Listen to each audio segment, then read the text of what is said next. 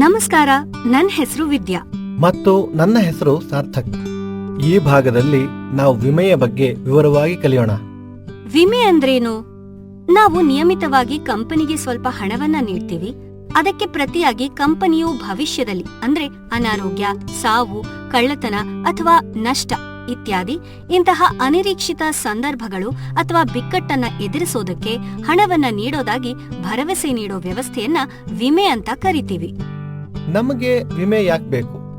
ನಮ್ಮ ಜೀವನ ಚಕ್ರದ ವಿವಿಧ ಹಂತಗಳಲ್ಲಿ ನಮ್ಮ ಅಗತ್ಯತೆಗಳು ಮತ್ತು ಸಂಬಂಧಿತ ವೆಚ್ಚಗಳು ಭಿನ್ನವಾಗಿರುತ್ತೆ. ಕೆಲವು ವೆಚ್ಚಗಳು ಇದ್ದಕ್ಕಿದ್ದಂತೆ ಬರುತ್ತೆ, ಮತ್ತೆ ನಮ್ಮ ಗಳಿಕೆ ಮತ್ತು ಕುಟುಂಬ ಜೀವನದ ಮೇಲೆ ತುಂಬಾ ಕೆಟ್ಟ ಪರಿಣಾಮ ಬೀರುತ್ತೆ. ಉದಾಹರಣೆಗೆ ಅನಾರೋಗ್ಯ, ಸಾವು, ಅಪಘಾತ ಅಥವಾ ಪ್ರವಾಹ, ಭೂಕಂಪ, ಕ್ಷಾಮ, ಈ ಥರ ಯಾವುದೇ ನೈಸರ್ಗಿಕ ವಿಕೋಪ, ಅಂತಹ ಅನಿರೀಕ್ಷಿತ ಸಂದರ್ಭಗಳಿಗೆ ಸಂಬಂಧಿಸಿದ ತಕ್ಷಣದ ವೆಚ್ಚಗಳನ್ನು ನಾವು ಹೇಗೆ ನಿರ್ವಹಿಸಬೇಕು? ನಮ್ಮ ಉಳಿತಾಯ ಸಾಕಾಗುತ್ತಾ? ಇಲ್ಲವೇ ಇಲ್ಲ. ಇಂತಹ ಅನಿರೀಕ್ಷಿತ ಸಂದರ್ಭಗಳಲ್ಲಿ ನಾವು ವಿಮಾ ಯೋಜನೆನ ತೆಗೆದುಕೊಳ್ಳಬೇಕು. ವಿಮೆಯ ವಿಧಗಳು. ಹಲವು ವಿಧದ ವಿಮಾ ಯೋಜನೆಗಳಿವೆ. ಅಪಘಾತದಿಂದ ಉಂಟಾದ ನಷ್ಟದಿಂದ ಚೇತರಿಸಿಕೊಳ್ಳೋದಿಕ್ಕೆ ಅಪಘಾತ ವಿಮಾ ಯೋಜನೆ. ಸಾವಿನ ಸಂದರ್ಭದಲ್ಲಿ ಕುಟುಂಬವನ್ನ ಬೆಂಬಲಿಸೋದಕ್ಕೆ ಜೀವ ವಿಮಾ ಯೋಜನೆ. ಮತ್ತೆ ಪ್ರಮುಖ ಅನಾರೋಗ್ಯದ ಚಿಕಿತ್ಸೆಯಲ್ಲಿ ಸಹಾಯ ಮಾಡಲು ಆರೋಗ್ಯ ವಿಮೆ. ಭಾರತ ಸರ್ಕಾರವು ಈ ವಿಮಾ ಯೋಜನೆಗಳನ್ನ ಒದಗಿಸುತ್ತೆ. ಮತ್ತೆ ನಾವು ಬ್ಯಾಂಕ್ ಅಥವಾ ಪೋಸ್ಟ್ ಆಫೀಸ್ ಮೂಲಕ ಅರ್ಜಿ ಸಲ್ಲಿಸಬಹುದು. ರೋಮ ಮತ್ತೆ ಸೋಮ ಇಬ್ರು ಮಾರ್ಕೆಟ್ ಅಲ್ಲಿ ತರಕಾರಿಗಳನ್ನು ಮಾರುವ ಮೂಲಕ ಪ್ರತಿದಿನ ಸ್ವಲ್ಪ ಹಣನ ಗಳಿಸ್ತಾ ಇದ್ರು. ಕಾಕತಾಳೀಯ ಎಂಬಂತೆ ಅವರಿಬ್ರಿಗೂ ಯಾವುದೋ ಅನಾರೋಗ್ಯದ ಕಾರಣದಿಂದ ಹಲವಾರು ದಿನಗಳ ಕಾಲ ಆಸ್ಪತ್ರೆಗೆ ದಾಖಲಾಗಬೇಕಾಯಿತು ಮತ್ತು ಚಿಕಿತ್ಸೆ ಸಮಯದಲ್ಲಿ ಅವರಿಬ್ರಿಗೂ ಹಣ ಸಂಪಾದನೆ ಮಾಡೋದಕ್ಕೆ ಆಗ್ಲಿಲ್ಲ. ರೋಮ ಚಿಕಿತ್ಸೆಯ ವೆಚ್ಚವನ್ನು ನೋಡಿದಾಗ ಆಕೆಗೆ ಆಘಾತವಾಯಿತು.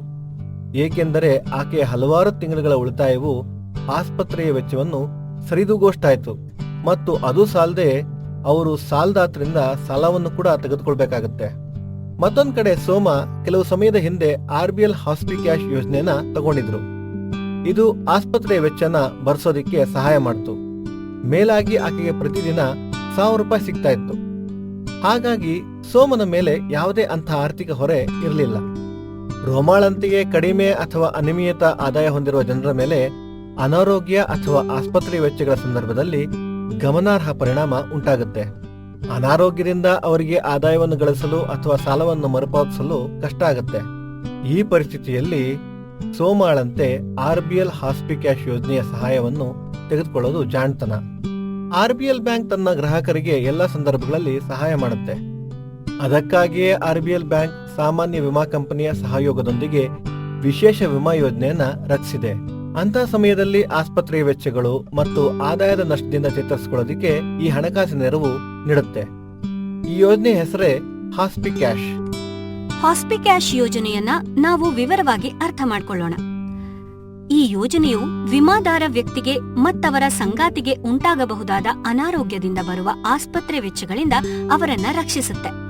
ಯೋಜನೆಗೆ ಸೇರೋದು ಮತ್ತು ಅಗತ್ಯವಿದ್ದಾಗ ಕ್ಲೇಮ್ ಮಾಡೋದು ತುಂಬಾ ಸುಲಭ. ಕ್ಲೇಮ್ ಅನ್ನ ಯಾವುದೇ ಆಸ್ಪತ್ರೆಯಲ್ಲಿ ಪ್ರಾಸೆಸ್ ಮಾಡಬಹುದು. ನೆಟ್ವರ್ಕ್ ಆಸ್ಪತ್ರೆಯಲ್ಲಿ ಮಾತ್ರ ಮಾಡಬೇಕು ಅನ್ನೋ ಅಗತ್ಯವಿಲ್ಲ. ಆಸ್ಪತ್ರೆಗೆ ದಾಖಲಾದ ಸಮಯದಲ್ಲಿ 30 ದಿನಗಳವರೆಗೆ ಪ್ರತಿದಿನ ₹1000 ನೀಡಲಾಗುತ್ತದೆ.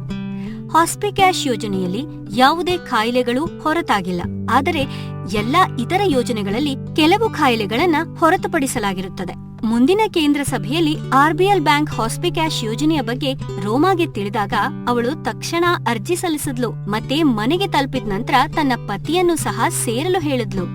ಈ ವಿಭಾಗದಲ್ಲಿ ನಾವು RBL ಬ್ಯಾಂಕ್ ಹಾಸ್ಪಿಕ್ಯಾಶ್ ಯೋಜನೆಯ ಸಹಾಯದಿಂದ ಅನಾರೋಗ್ಯದ ಸಮಯದಲ್ಲಿ ಆಸ್ಪತ್ರೆಯ ವೆಚ್ಚವನ್ನು ಹೇಗೆ ತಪ್ಪಿಸಬಹುದು ಅಂತ ನೋಡಿದೀವಿ. ಖಂಡಿತ. ಅದೇ ರೀತಿ ಅಪಘಾತ ಅಥವಾ ಹಠಾತ್ ಸಾವಿನ ಕಷ್ಟದ ಸಮಯದಲ್ಲಿ ಭಾರತ ಸರ್ಕಾರದ ಇತರ ವಿಮಾ ಯೋಜನೆಗಳಿಗೆ ಅರ್ಜಿ ಸಲ್ಲಿಸುವ ಮೂಲಕ ನಾವು ನಮ್ಮನ್ನ ಮತ್ತು ನಮ್ಮ ಕುಟುಂಬಗಳನ್ನ ರಕ್ಷಿಸಿಕೊಳ್ಬೇಕು. ಈ ಭಾಗದಲ್ಲಿ ಇಷ್ಟೇ. ಮುಂದಿನ ಭಾಗದಲ್ಲಿ ಇನ್ನೂ ಕೆಲವು ಮುಖ್ಯವಾದ ವಿಷಯಗಳ ಬಗ್ಗೆ ತಿಳಿಯೋಣ. ಅಲ್ಲಿವರೆಗೆ ನಮಸ್ಕಾರ. ನಮಸ್ಕಾರ.